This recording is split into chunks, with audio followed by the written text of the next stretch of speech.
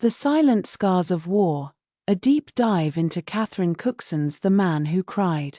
Catherine Cookson, the undisputed queen of historical fiction, wove tales of resilience, hardship, and ultimately, hope against the backdrop of working-class England.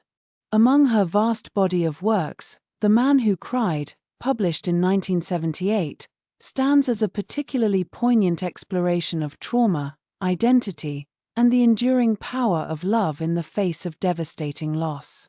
Set against the tumultuous landscape of post-World War I England, the novel follows Abel Mason, a young man grappling with the psychological wounds inflicted by the horrors of war and the compounded tragedy of a false accusation. Through Abel's journey, Cookson masterfully delves into the societal stigmas surrounding mental health, the complexities of family relationships, and the redemptive capacity of human connection. The narrative unfolds in the impoverished coal mining community of Tyneham, a microcosm of the economic hardship and emotional scars etched onto the British landscape following the Great War. Abel Mason, a young man of striking physical presence and inherent sensitivity, returns home from the trenches a changed individual. Before the war, he was known for his boisterous laughter and easygoing nature. Now, he is withdrawn, plagued by nightmares, and rendered largely speechless by a traumatic experience that remains shrouded in mystery. His silence, a physical manifestation of his inner turmoil, becomes a barrier separating him from his family and the community he once knew. The narrative structure cleverly interweaves the present-day struggles of Abel with fragmented glimpses into his pre-war life and the events that led to his muteness. We learn of his close bond with his mother, a woman of fierce independence and unwavering love, and his complicated relationship with his father, a gruff coal miner struggling to provide for his family. The early chapters establish Abel as a promising young man, full of life and potential, making his subsequent transformation all the more heartbreaking. Cookson masterfully portrays the pervasive atmosphere of post-war England. The coal mines, the lifeblood of the community, are depicted as both a source of livelihood and a constant reminder of the harsh realities of working-class life.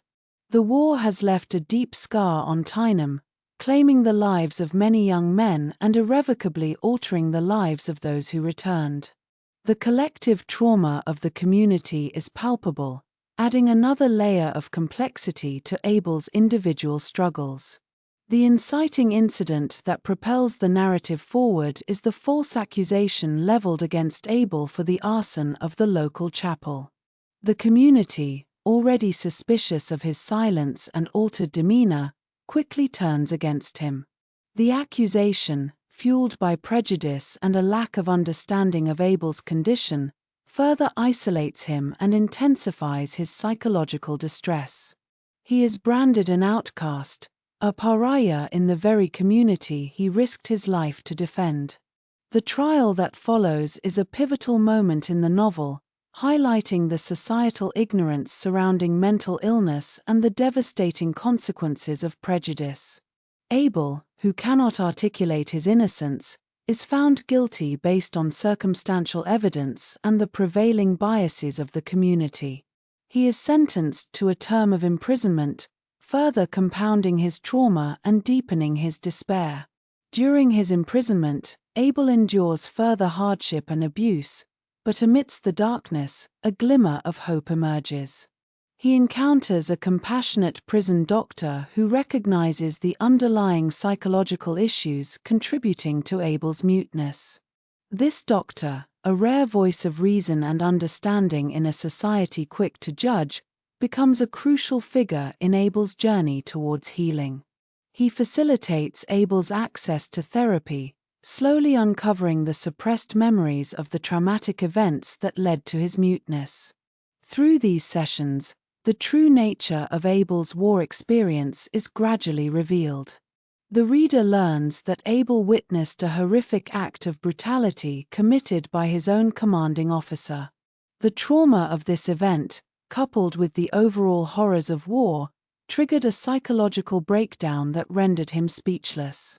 He is not a criminal, but a victim of the war, suffering from what we would today recognize as post-traumatic stress disorder. Upon his release from prison, Abel returns to Tyneham, a broken man physically and emotionally. He faces continued hostility and skepticism from the community, further ostracizing him from any semblance of normalcy. His father, consumed by shame and anger, struggles to accept his son's condition and offers little support. However, his mother remains a steadfast source of love and hope, unwavering in her belief in his innocence and her determination to help him heal. Central to Abel's journey of recovery is his relationship with Mary Ellen Lee, a young woman who sees beyond his silence and recognizes the inherent goodness within him. Mary Ellen, a symbol of compassion and understanding, becomes Abel's confidant, his advocate, and eventually, his lover.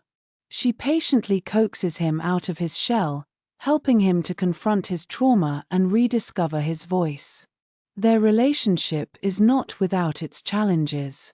The stigma surrounding Abel's past and his ongoing struggles with trauma create obstacles that they must overcome. Mary Ellen faces criticism and disapproval from her family and the community for associating with a convicted arsonist. However, her unwavering love and belief in Abel's inherent goodness ultimately prevail.